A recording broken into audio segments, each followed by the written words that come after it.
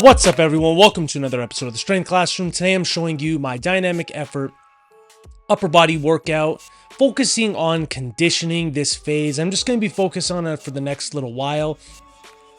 You'll see there's some things that are not like, let's say, max strength or max hypertrophy or stuff like that. And this is week 3, I believe, or week 4. Whatever. You'll see it in the thumbnail. I just don't know it off the top of my head. No, it's got to be week 3 because I got heavy ass band tension here. So 6 sets of 3 with doubled purple bands. I don't know how much tension that was at the top, but it was a shit ton. That's what it felt like, a shit ton. And I supersetted that with landmine snatches. Then I have some incline dumbbell presses. My favorite method for dumbbell presses just in general is to do 2 to 4 sets of minimum 15 reps, but I always want to go past that. I don't want to stop at 15. And I want to kind of use the same weights throughout the all the sets, whether it's 2, whether it's 3, whether it's 4. Ironically, my favorite way, no matter what my goal is at the time, is to do 2 sets and to get as many reps as I can on both sets. So you see I got 24 reps on the first set, and now I got 16 reps on the second set. This is a very, very good method to build up your bench press and just overall pushing power. What I like to do is rotate between 4 variations, the standard incline like you see here, the high incline, the flat bench, and the floor press.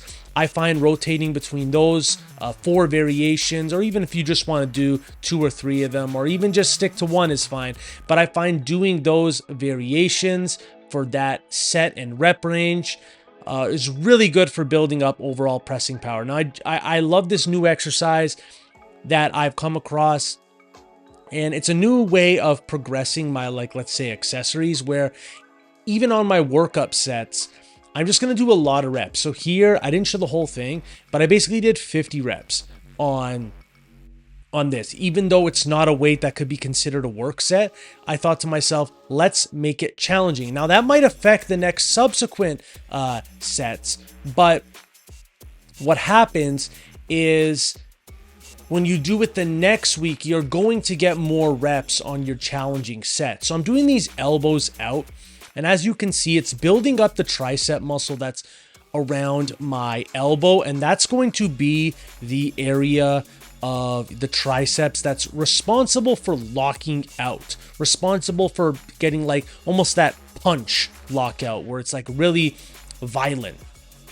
So elbows out to the side with kettlebells. I'm sure you could do it with dumbbells, but it's going to feel a lot different with kettlebells just because of how the weight is situated.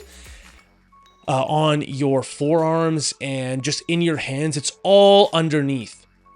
So I did about 4 sets of these. I did 2 sets with the 26s. That's what you see here. And I even find just by doing these for 2 weeks, it's really helping my lockout strength.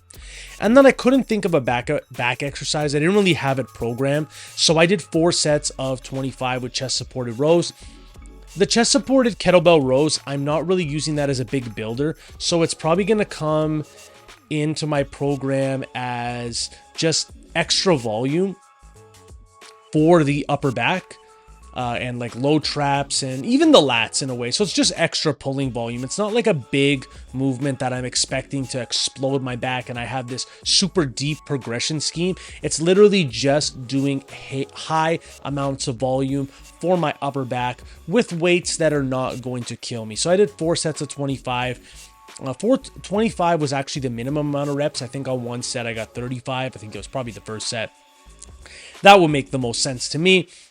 And then I continue just doing some part of... I've been finishing my upper body workouts with like some yoke stuff. So the traps, upper back, neck, and side delts. So here is a kettlebell, a lateral raise variation. I'm going to be using this and Lou raises as my main, let's say, delt accessory exercise. I think it's really good. It keeps constant tension on your side delts the whole time because you're never coming all the way back down. It's a really unique exercise. I can't remember who I learned it from. I didn't create it. I saw it somewhere, but it's a really unique exercise. And then 3 sets of 50 with neck extensions. What's very important with neck extensions is you press your hands into your thighs. You're not allowing your elbow bend to increase throughout the range of motion. That does take some stress and some tension off the neck muscles. And then I just finished off with some kettlebell carries. But that's all for this workout, ladies and gentlemen. If you liked the video, like, share, subscribe, do all that good stuff. And as always, class is dismissed.